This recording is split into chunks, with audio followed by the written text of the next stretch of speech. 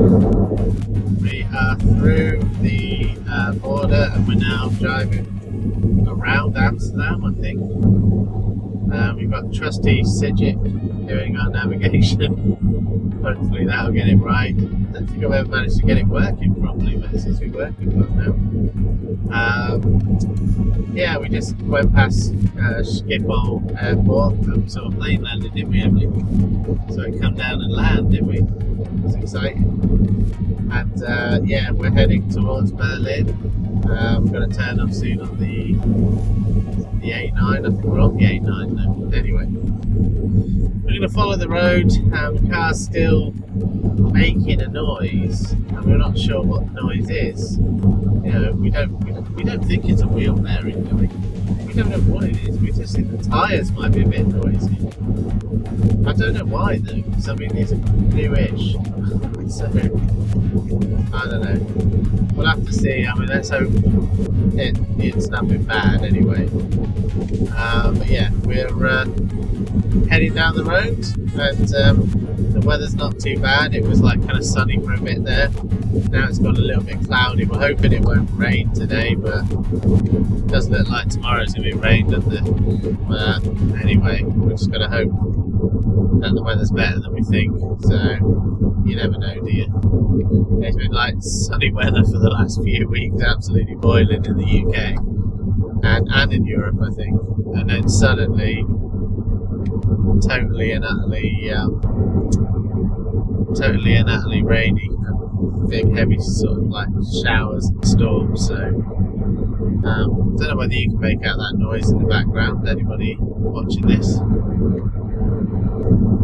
not really like massively loud. It does sound like tyres to me, but maybe these tyres are just noisy tyres. But it does seem odd, because it does it at low speed as well. Anyway, we'll see how we get on. I mean, I'll keep checking everything and it seems okay. I mean, I checked the tyres earlier, they seem to be fully inflated, looking all good, so just have to get on and see what happens, I guess.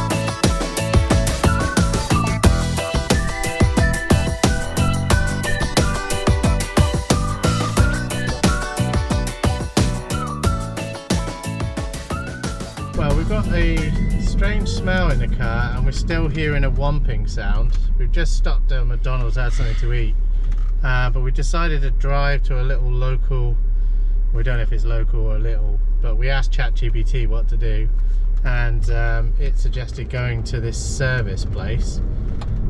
So we're going to do that. But yeah, the noise, there's kind of vibrations, a bit noisier than normal, and we think it might be something to do with brakes now, we're not sure.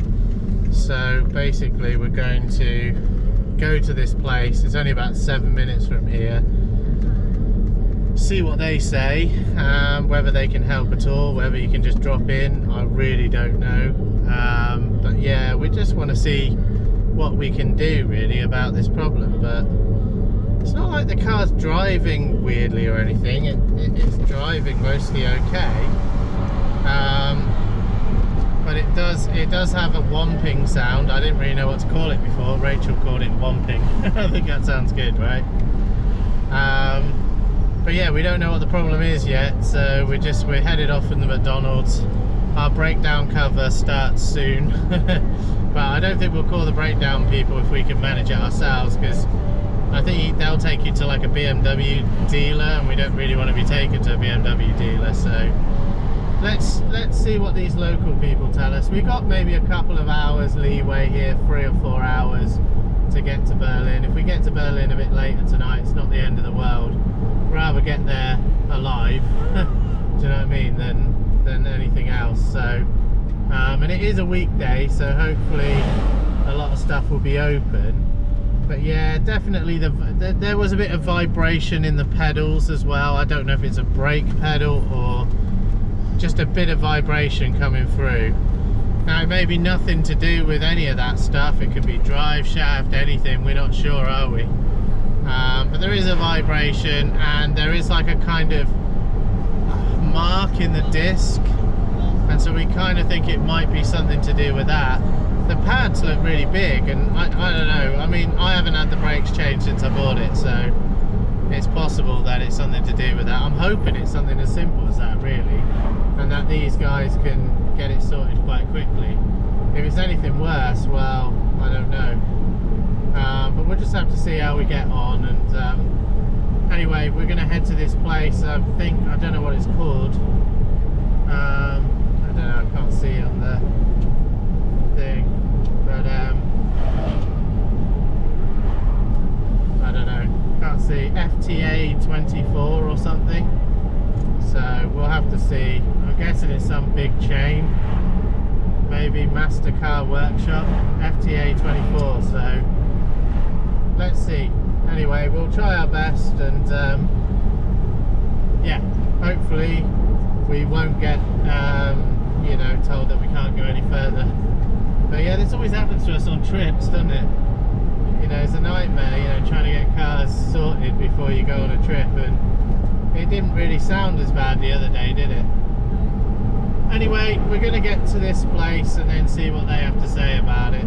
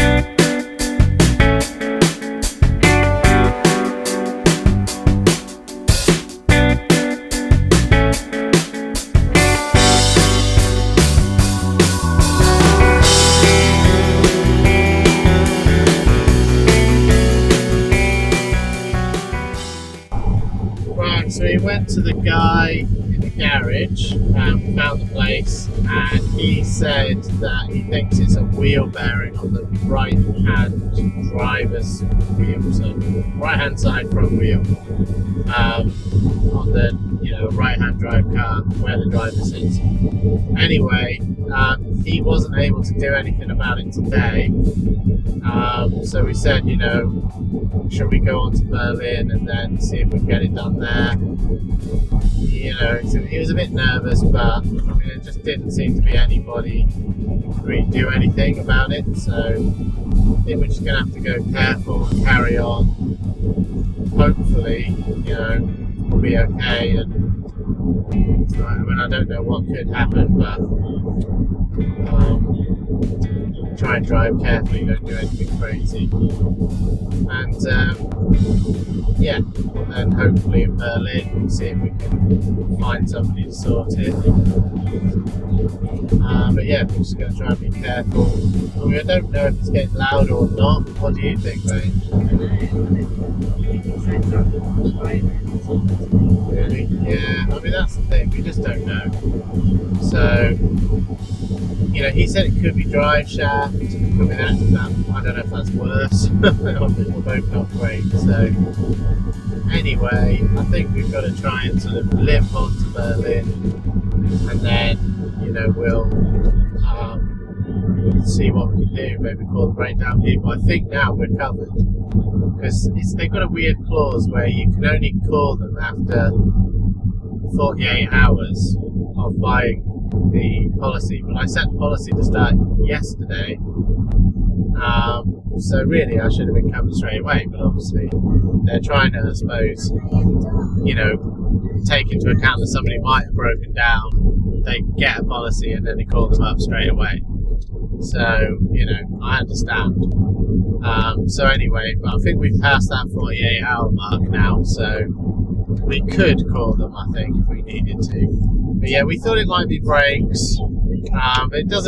He didn't think it was brakes. We saw like a line in the disc. He said, it's probably just a stone that got stuck in there. So anyway, we're going to just limp on and go careful and, try not to drive too fast, try and be in the right-hand lane, ready to sort of pull over if anything happens. And and hopefully we can get sorted, really. But yeah, I don't think anything has significantly got worse. I think if the vibrations, I don't know. I think it may be vibrating a little bit more, but I can't really tell. It might be, it might not be. So if it gets worse, I think just pull over and call them. If it stays the same, limp onto Berlin, then call them, I think. Or look for somebody else to do it, because they often will tow you to BMW garage, and of course BMW will charge an absolute fortune, and they'll tell you, it'll take 3 days. So anyway, we need to have a think, but it's certainly not a nice thing to have happen, and this happens quite a lot to us, annoyingly. So let's hope that we can do it. Sometimes you get a really good person who deals with the breakdown, and they know somebody who's got a garage, and they sort it out, and they do it quite quickly within the day, sort of thing. We had a water pump go, didn't we? Yeah. In a 5 Series in Vienna. The guy was like, my brother or my cousin or somebody had a garage, and that was it. Away we went, and we went off for the day and had a nice day out, picked up the car in the evening. Absolutely. That's exactly what you want to happen when these things happen. Obviously it costs money, so that's the downside, but yeah, anyway, we're going to press on carefully, keep a listening out, and if it sounds worse, we'll have to probably call the breakdown people. Right, let's head on.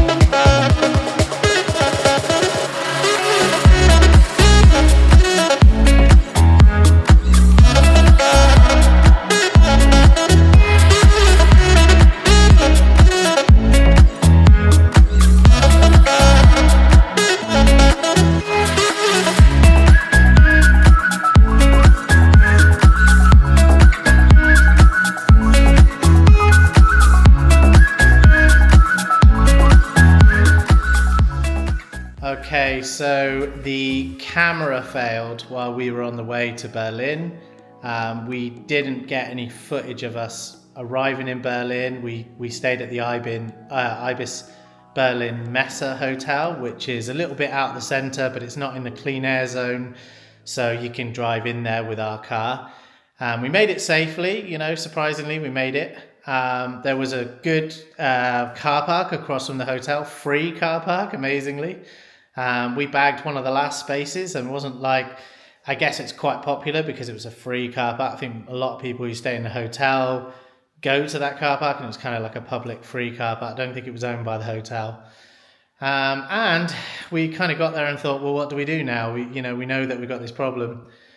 So we resigned ourselves and decided to, kind of just stick around the hotel that night, get something to eat.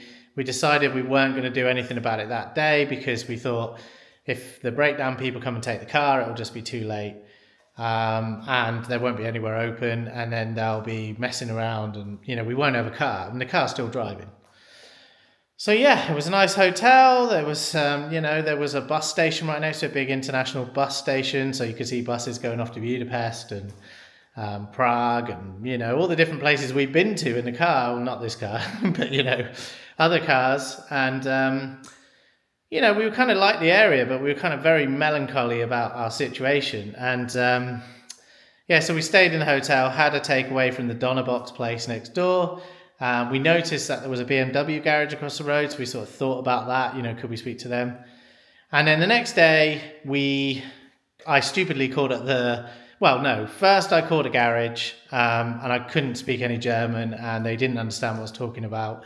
So I kind of realized I had to call the breakdown people.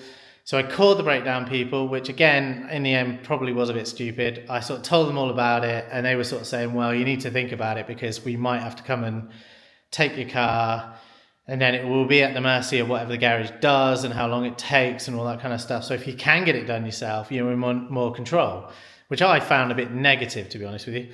Anyway, I thought, I'm going to pop into the BMW garage next door. They were really, really friendly, and they gave coffee to Rachel and drinks to the kids and stuff. And they spoke really good English. And they said, right, we'll get you to go out with one of our tech, one of our mechanics. And so we did. I did. He didn't drive, I drove. And he said, well, we got back. He really listened quite carefully. We got back, and then they had a big conference. They came out of this room looking like a Formula One team, with a nice shirt, clean shirt, short sleeves, and said, I think it's your front gearbox. There's a problem with there might be, your transfer box was what they were trying to say. I said, oh, that's quite expensive, isn't it? And they said, yeah, probably about 5,000 euros.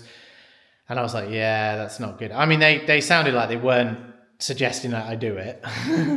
So I sort of asked them the obvious question, do you think it could still go? Is there a big, what do you think? And they said, well, it's noisy. They were a bit like, you might get where you're going. So anyway, stupidly, I'd already called the breakdown people. So I left there, managed to get back a space in the car park, amazingly. Called the breakdown people and sort of said to them, look, they're saying it's a transfer case. I'm going to see if I can find someone to change the diff oil, the oil in the transfer case. Anyway, I said I'm not activating the claim, essentially, so they kind of left me alone. And then I called up a garage. I tried to phone a garage about doing the oil. No dice. I posted a message up on a Facebook group forum that we're, a Facebook group that we're a member of in Northeast Bulgarian Help Group. Really good, an expat group, lots of UK people on there. And I got a reply from someone I knew had gone through Poland. We were going through Poland. I knew that he said he'd had big repairs done and, at good price before. So I thought, well, you never know. Anyway, he contacted me back and sort of said, we'd gone out actually to Berlin for the evening and, decided to sort of have a little bit of a sort of, look at Berlin just to kind of do something while we were there, because obviously this was quite a traumatic experience. And we weren't doing the sights. We weren't thinking about, we were meant to be seeing Berlin for the day, but we didn't, we'd basically given ourselves a day in Berlin to have a look. Anyway, so we weren't doing that. So we decided to go out to Alexanderplatz. And when we got back, we was eating dinner, in the bus station next to the hotel, and we got a message. We were basically going to turn around. I mean, the next day we were thinking, right, we're going to hobble back to Doncaster. If we can make it back with the car still in one piece, we can see if we can get the transfer case done. Do you know what I mean? Anyway, so we got a message actually late in the evening, like just before bed. And it was Mike, who's a member of this group. And he was saying, can you make it to this garage tomorrow? Is the car drivable? And I was like, yeah, I think so. Well, it's driving, it's moving. And Mike said, can we make it? And I was like, yes, I think we can. And we thought I'd have to leave a bit early, but we thought, yeah, we're going to try and do it. I'm going to try and make it. And so really, that's kind of where we left this. We were going to turn around, but Mike had kind of, for some reason, just talking to this guy on WhatsApp, it's weird. We sort of felt like we had some confidence to continue, which might have been foolhardy, I don't know. But yeah, that's kind of where we left the story in Berlin. And obviously, we'll continue the story when we properly filmed what we should have filmed on the next part, which will be the drive to Krakow.